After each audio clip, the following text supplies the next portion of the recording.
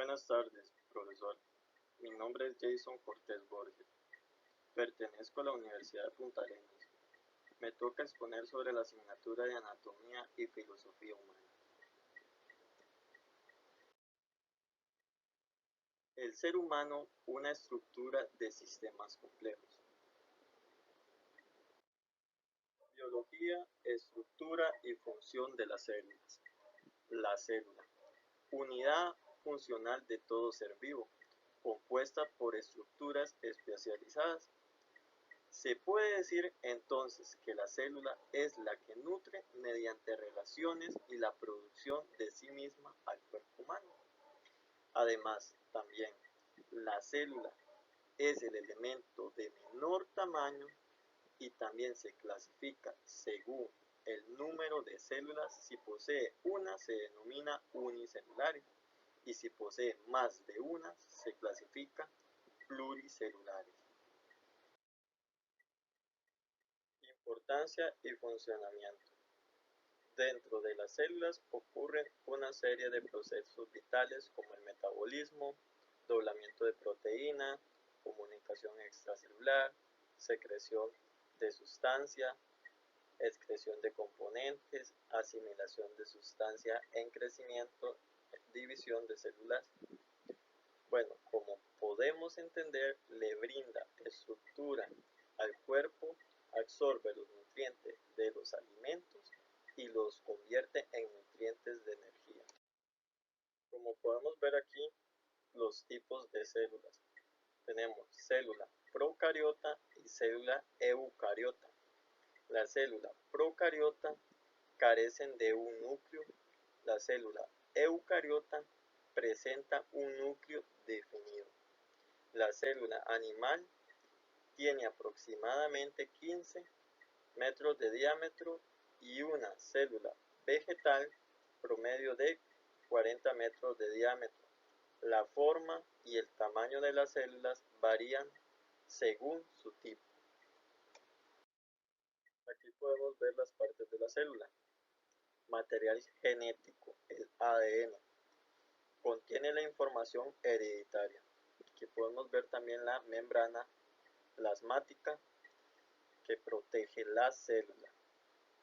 Aquí podemos observar el citoplasma que contiene los granulos celulares y permite su movimiento. Aquí podemos observar la parte de la célula eucariota animal, que son los mitocondria, vestículo, endoplasmático, aparato de Golgi, los rizomas, el núcleo, el nucleolo. Por consiguiente, seguimos con la anatomía humana. Concepto. La anatomía humana se encarga de estudiar las estructuras y la forma del cuerpo y las partes que lo conforman. Partes funcionales de la anatomía. Se puede decir que la analogía trabaja desde dos partes funcionales. Primeramente, se habla de la analogía regional, que es la que se encarga de toda la parte inferior, y la analogía sistemática, que es la parte que intenta explicar el funcionamiento de los sistemas del cuerpo humano. Funciones básicas. No obstante, entre el estudio de la anatomía están los movimientos corporales del cuerpo.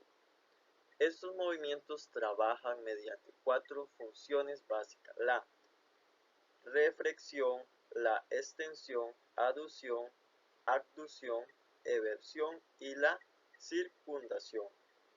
Como podemos observar aquí en las imágenes, está la abducción, aducción, extensión y lo que es la flexión.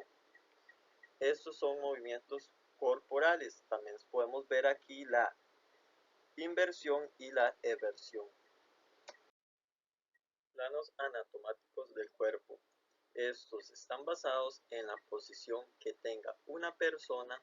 Es así que se puede decir que entre los planos anatomásticos existen 3 posiciones: el medio sagital, el plano corporal y el plano transverso.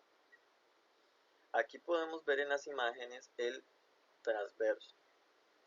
Se divide el cuerpo en mitad superior y en mitad inferior.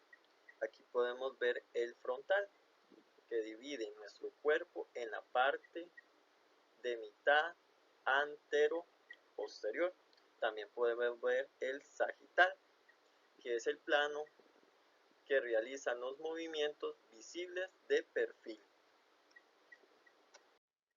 Y cuando se habla del plano medio, se hace referencia a una posición vertical del cuerpo. Por el contrario, cuando se menciona el plano coronal o frontal, se hace referencia a un ángulo perpendicular, o posteriormente se habla del plano transverso, el cual es la posición horizontal del cuerpo. Tejidos humanos. Los tejidos es aquella estructura que cubre todo el cuerpo y forma cada uno de los órganos. Sin los tejidos, sencillamente los órganos no sobreviven. Y sin las células, los tejidos no se podrían conformar. Por esta razón es importante reconocer que el cuerpo humano es una estructura compleja que se puede entrelazar entre sí. Como podemos observar aquí en las imágenes, tenemos el tejido esquelético que está aquí en la parte atrás sobre la columna, y aquí tenemos el tejido nervioso, también tenemos el tejido cardíaco y el tejido muscular. Tipos de tejidos. Los diferentes tejidos del cuerpo se clasifican en epitelial, conectivo, nervioso y muscular. Estos cuatro grandes tipos trabajan de acuerdo con su función y su estructura para dar al cuerpo humano forma.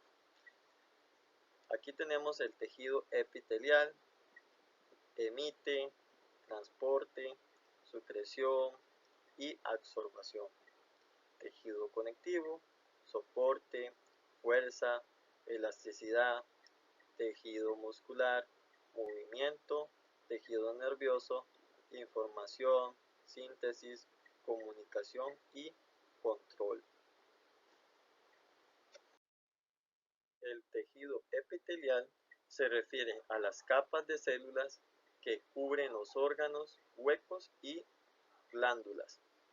Se clasifican en simple, una capa, y estratificado, dos capas o más. Tejido conectivo. Está compuesto por células y matriz extracelular, la cual comprende a la sustancia fundamental y a las fibras inmersas en ella. Este tejido permite que se conforme un continuo con el tejido epital y el muscular y el nervioso. Tejido cardíaco. El tejido conjuntivo es el tejido resistente, a menudo fibroso, que tiene la función de mantener unidas las estructuras corporales y proporciona resistencia y elasticidad.